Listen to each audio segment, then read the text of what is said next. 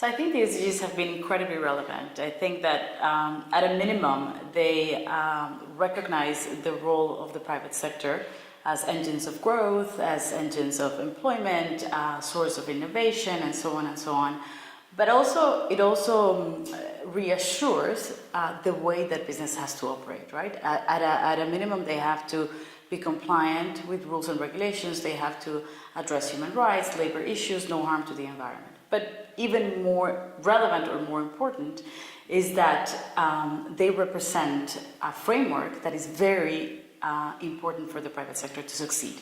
So these goals are addressing issues of inequalities, issues of poverty, issues of climate change, of injustice, and you need the private sector to be part of making a society that is resilient, that is inclusive, growth that is inclusive, that is sustainable. And at the same time, the private sector needs a society that then can thrive in that type of an envisioned world.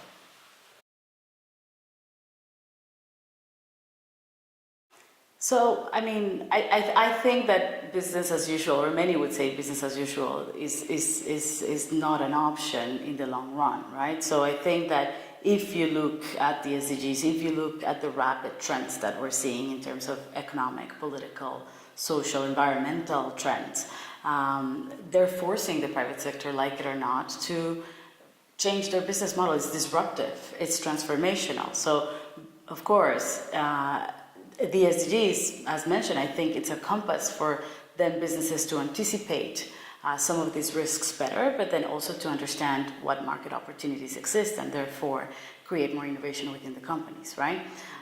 Take the emerging markets. If companies are interested in going into emerging markets, you know, it's not replicating exactly what they're doing here into another economy. They're going to have to understand you know, what type of market failures exist, what kind of gaps exist, what opportunities, what customer segments they want to get into, and therefore they will need to innovate, right? Take climate change. We need innovation in distribution, we need innovation in technologies, we need to address the fact that resources are depleted. So all of that, by all means, is going to push innovation in the private sector.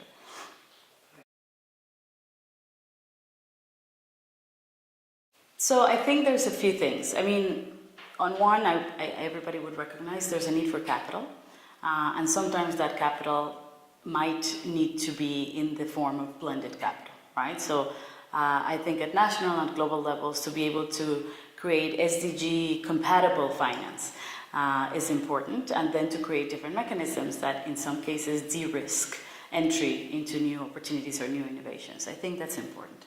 I think a very strong dialogue amongst the different stakeholders that are making this agenda a reality, which is all of us, is crucial. I think at the national level, being able to engage government officials with the private sector, with academia, CSOs, etc. I think it's very important. I think that has to be a very structured dialogue. Everybody has different ways of operating, so you need to have some brokerage of trust, but also some level of efficiency that really drives collective action. You know, there's quickly a fatigue of sitting in a table and talking about issues, right? So I think that it really needs to be very well done, very well structured, and very action-oriented. And finally, regulation. I think that regulation, and of course the dialogues will inform that regulation and those frameworks, but we need incentives that are heading in the right direction. We need to remove contradictory incentives, and I think all of that will create a more enabling environment for the SDGs to become a reality.